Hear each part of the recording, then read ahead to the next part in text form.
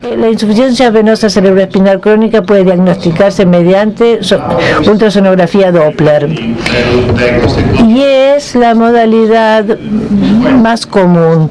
Primero porque es sencillo de realizar, no es invasiva, esta ecografía y tampoco es costosa. Además, estas anomalías venosas pueden diagnosticarse usando venografía con resonancia magnética, que tampoco es invasiva, pero bueno, por supuesto que es mucho más cara y la interpretación de las imágenes es difícil, particularmente si uno utiliza protocolos de captación de imágenes muy distintos. Con un protocolo a veces se encuentra algo, utilizando diferentes modalidades de adquisición de imágenes, las imágenes parecen sumamente normales, no se ve.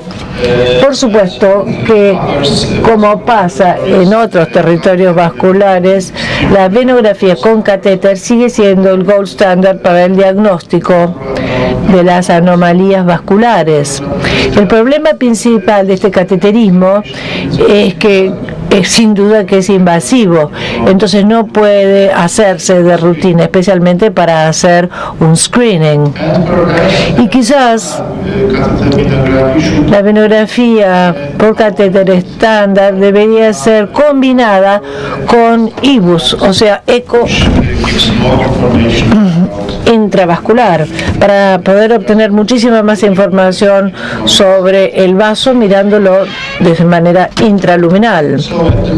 Entonces, por el momento, prácticamente todos los trabajos que han sido publicados se basan en la evaluación ecográfica de estas venas y la mayoría utilizó los criterios de Zamboni.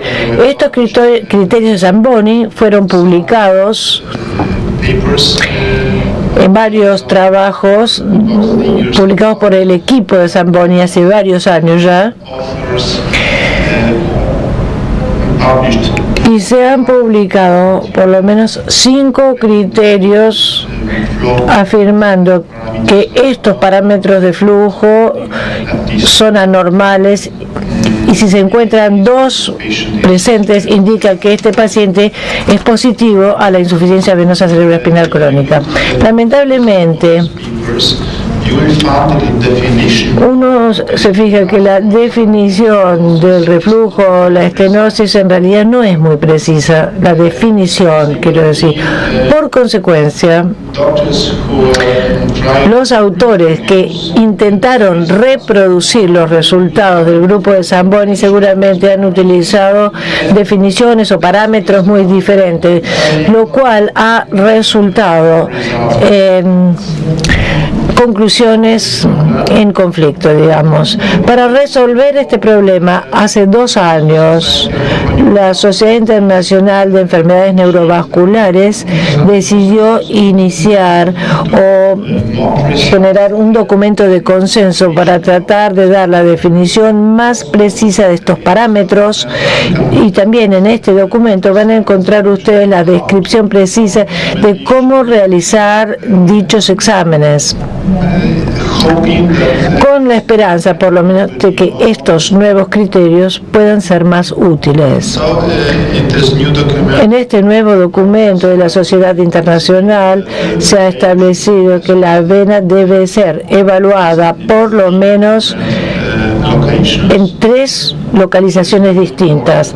Esto es sumamente importante porque si usamos solamente los criterios de Zamboni, no se dice si hay que mirar a la vena en su parte más proximal o distal o en el medio, y por eso hay muchos trabajos en los cuales ha dado resultados negativos. Probablemente hayan estado observando la parte media de la vena, donde no es común hallar anomalías de insuficiencia. Entonces, la vena yugular debe ser evaluada en su porción superior, en el medio y también en su porción inferior en la región del aparato valvular.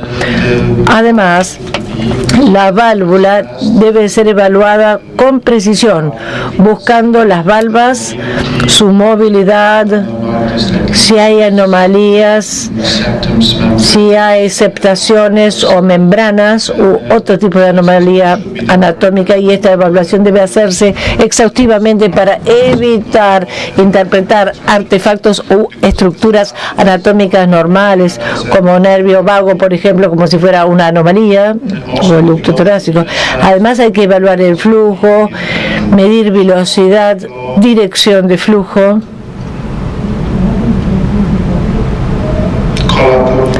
flujo colateral. Si está presente la circulación colateral, debe ser documentada en el estudio. Y algo muy importante es el área transversal de la vena, tanto en la posición supina como en la posición sentado. A veces en la posición supina la vena está abierta en general, pero cuando la persona que está siendo evaluada está en la posición de sentada, por ejemplo, o de pie, debido a la fuerza de la gravedad y a las cargas físicas, estas venas en general se colapsan en forma normal. Además hay que evaluar las venas vertebrales, evaluando la velocidad, la dirección de flujo y los otros parámetros. Hay un gran problema con la evaluación de las venas intracraneanas, porque en primer lugar en estas venas la velocidad de flujo es muy lenta. Y el equipo y los protocolos estándar no pueden evaluar estas venas con exactitud, por lo menos no en todos los pacientes. Y en segundo lugar, además, el flujo de estas venas intracraneanas en general está por debajo del ángulo de 90 grados, lo cual hace imposible una adecuada evaluación del flujo. La único ecógrafo por ahora es el del sistema de Multi-Angle Doppler System, y con este software bien sofisticado es posible superar o zanjar estos problemas y observar estas venas, y hay muy pocos laboratorios en todo el mundo que tienen esta capacidad y tienen este equipo con este software. Y por eso que el resultado de nuestros estudios con otras máquinas realmente son resultados que nos dan datos conflictivos. Pero de cualquier manera, e independientemente de estos problemas de evaluación, en nuestra institución hemos tratado de evaluar la precisión de los criterios de Zamboni y de los criterios nuevos, porque pensamos que quizás estos nuevos criterios sonográficos iban a ser mucho mejores que los de Zamboni y que nos iba a permitir hacer una evaluación más acabada de los pacientes. En este estudio incluimos más de 100 pacientes con esclerosis múltiple y 252 venas yugulares y vertebrales se examinaron. Hicimos este examen de acuerdo con el protocolo recomendado también. Hubo un pequeño grupo control de 15 individuos sanos, simplemente para ver cuáles eran las diferencias.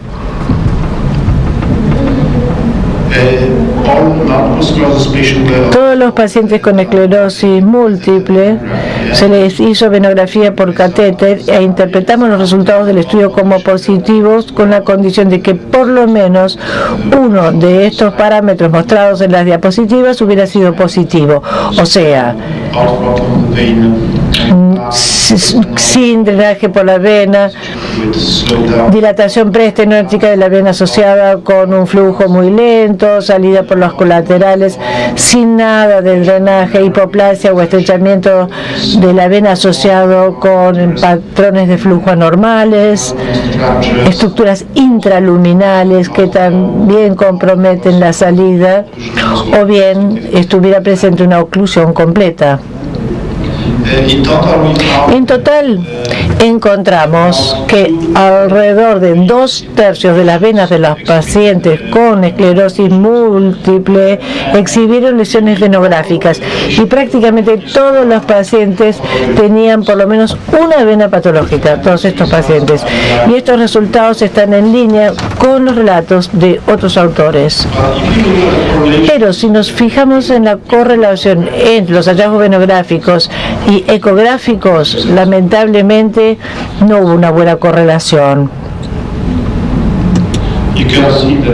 Pueden ustedes ver que la sensibilidad siempre alta, pero la especificidad lamentablemente muy baja. El valor predictivo positivo bastante bueno, pero el valor predictivo negativo no, bajo.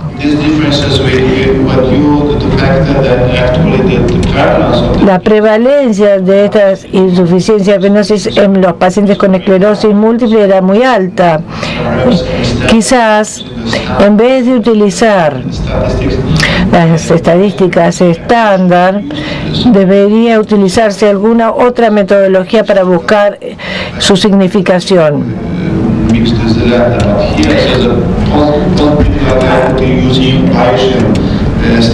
Se podría utilizar otro tipo de estadística. Lo que quiero decir es que el valor predictivo negativo fue muy bajo, el valor predictivo positivo fue alto.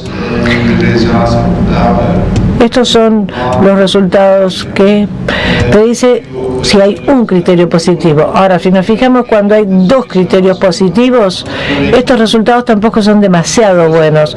Lo que quiero decir es que hay una discordancia entre la venografía y la ecografía o la sonografía. Esperábamos que quizás otros criterios distintos deben ser creados. Por ejemplo, nos fijamos con precisión 41 variables sonográficas distintas. Las estudiamos esperando poder encontrar aquellas que nos dirán una definición mejor. Y sí encontramos algunos parámetros que se encontraban más comúnmente en las venas venográficamente positivas, que era la velocidad de flujo pico en el segmento J, menos de 24 centímetros por segundo. También la velocidad de flujo pico en J2 y J3, o sea, la yugular 2 y 3. Y también el área transversal en el segmento 1 de la yugular en la posición supina de menos de 70 milímetros cuadrados y la superficie transversal de los segmentos yugulares 2 y 3 en la posición erecta, menos de 8 milímetros cuadrados. Y el segmento CSA negativo del 1. Y estas diferencias fueron estadísticamente significativas, pero nos fijamos que en realidad hay una gran superposición entre los pacientes positivos y negativos. Entonces, lamentablemente, a pesar de que estas diferencias en este estudio mostraron significación estadística, en realidad no eran útiles para la práctica clínica porque había demasiada superposición entre los dos grupos. Entonces, lamentablemente, ni siquiera estos criterios pudieron llegar a mostrar utilidad. Nosotros encontramos que la diferencia entre los pacientes y los controles sanos, usando los criterios de Zamboni, en realidad no había diferencia, prácticamente nada. Y esto es en línea con los muchísimos artículos publicados en este sentido. Ahora, los criterios nuevos son un poquito mejores, pero tampoco son los ideales. También encontramos que a pesar de este nuevo trabajo de la Sociedad Internacional de Enfermedad Neurovascular, que describe exactamente cómo realizar el examen sonográfico, aún así faltan definiciones precisas. Por ejemplo, si uno lee, ¿qué quiere decir reflujo? ¿Qué significa reflujo? En nuestra experiencia es la reversión del flujo, cuando la sangre solo fluye en una dirección contra la dirección dirección contraria es extremadamente raro. Solo se encontró en muy poquitos pacientes y ninguno de los pacientes del estudio. Por el contrario, la mayoría de los casos de los que supuestamente se llamaban con reflujo, había una posición inapropiada, y si se cambia el ángulo de ensonación hacia arriba, cambian. Y esto no es un reflujo, esto es flujo en forma de un vórtice, no va en una dirección, sino que gira como si fuera un remolino, y que se podría llegar a interpretar como un reflujo, y vemos que hay una mezcla roja y azul, y ciertamente no debe interpretarse como reflujo, porque no es un reflujo, sino que es un remolino. Además, la definición de estenosis, uno puede leer los trabajos de Zamboni y también este nuevo documento de posición, y se ha propuesto el umbral de 0,3 centímetros cuadrados, pero en nuestra opinión nos parece que no es preciso, que es demasiado alto, y que en realidad debe ser 0,3 centímetros cuadrados, es el diámetro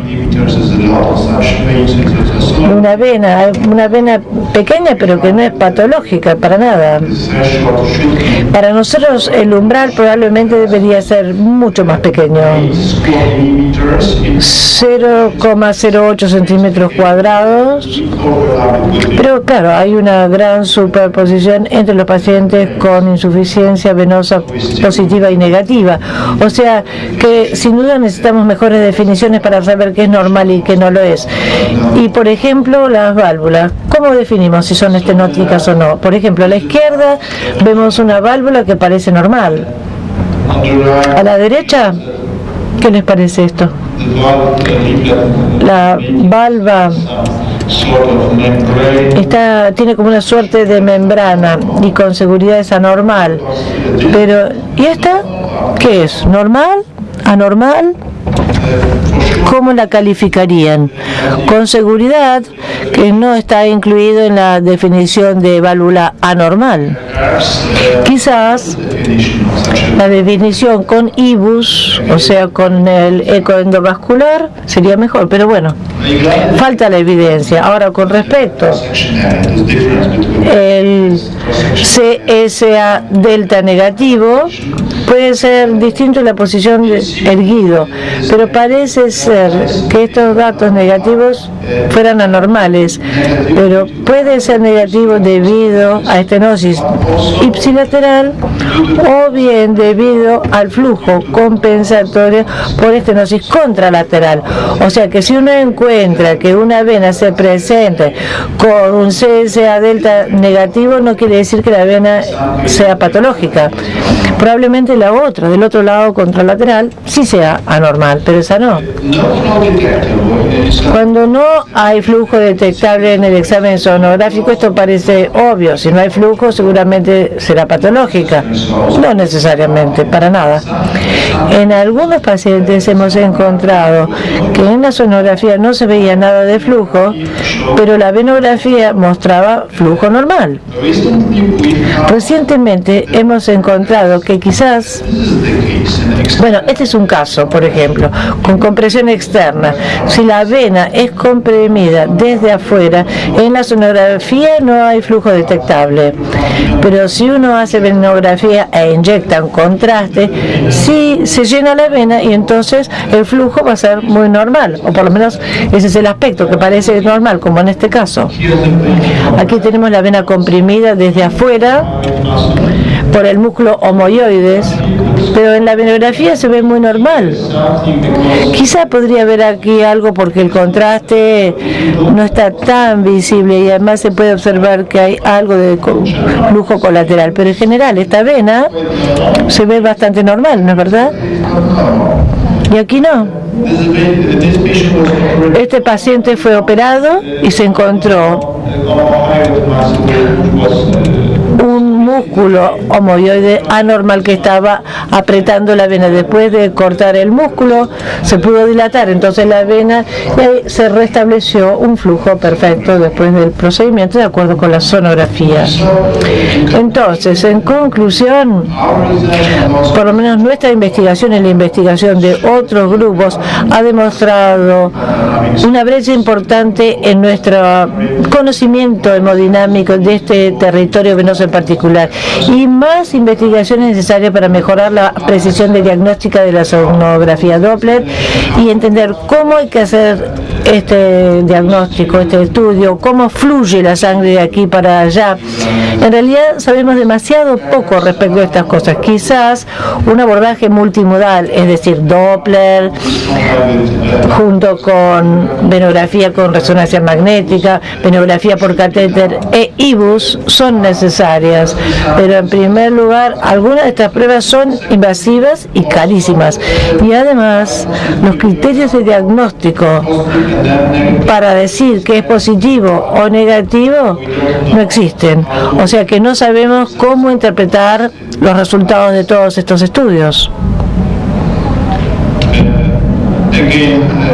Nuevamente quisiera invitarlos a todos ustedes al Congreso en Cracovia, en Polonia, el año que viene. Muchísimas gracias por su atención.